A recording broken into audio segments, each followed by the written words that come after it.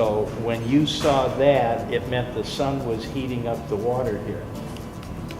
And it was causing the pressure to become greater than the city water.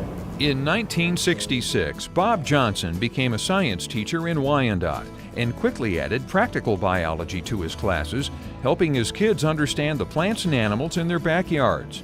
In 1988, horticulture was added to the curriculum, and Bob headed the newly created FFA program.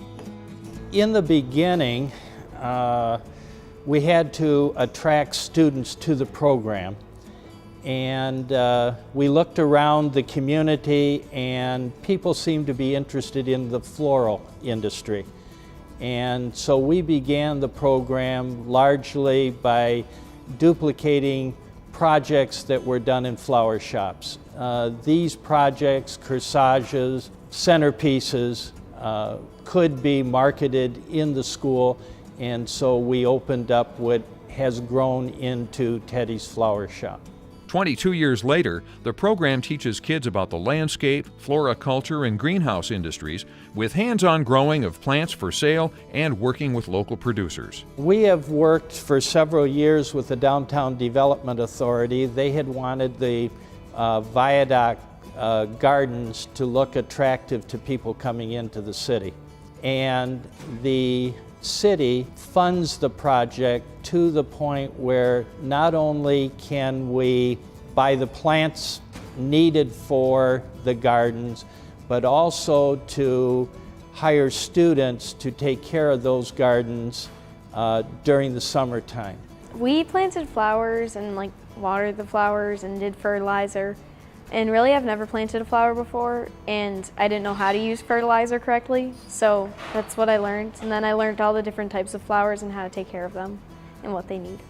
I think it's really important to the community because it just shows that our community deserves respect for what we do and that we actually have people that do care and want to take care of it, and I think it just makes people appreciate it more. About a year ago, a portion of the viaduct properties was also turned into a vegetable garden, and the students now are raising enough vegetables to work with the farm market that the city is trying to introduce in the downtown area. I've done the garden program during the summer, which is like the viaduct program. I've done the wreaths 2 years in a row. I've done the flower competitions, where you go and you identify different flowers and you do different arrangements. I've learned how to do a flower arrangement, and I've learned how to keep up the store, which is, we have Teddy's Flower Shop. So I guess I've learned a lot of life skills. I've learned how to do different competitions, and I've learned how to manage money. I've learned how to run a business because I've watched Miss Webster do a lot of it. And I've learned just kind of work skills that I wouldn't have otherwise had.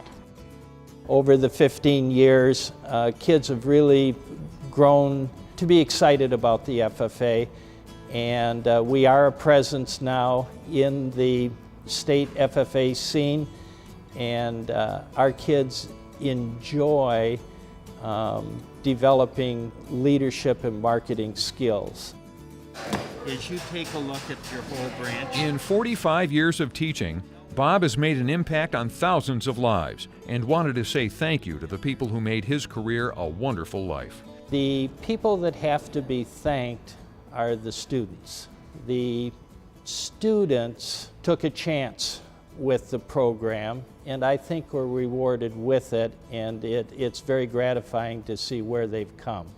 Certainly Dr. Cole, who is our current superintendent, Pat Hickey, who is now the principal at Roosevelt High School, also took a chance, and they certainly helped with the program.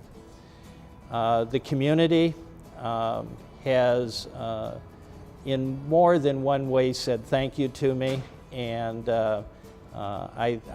I'm hoping that as I step down now and turn the program over to Kelly McGregor, that the greatest reward will be seeing the program go on for many years. For his devotion to teaching his students about agriculture, Bob Johnson of Roosevelt High School in Wyandotte is the 2010 Michigan Farm Bureau Agriscience Educator of the Year.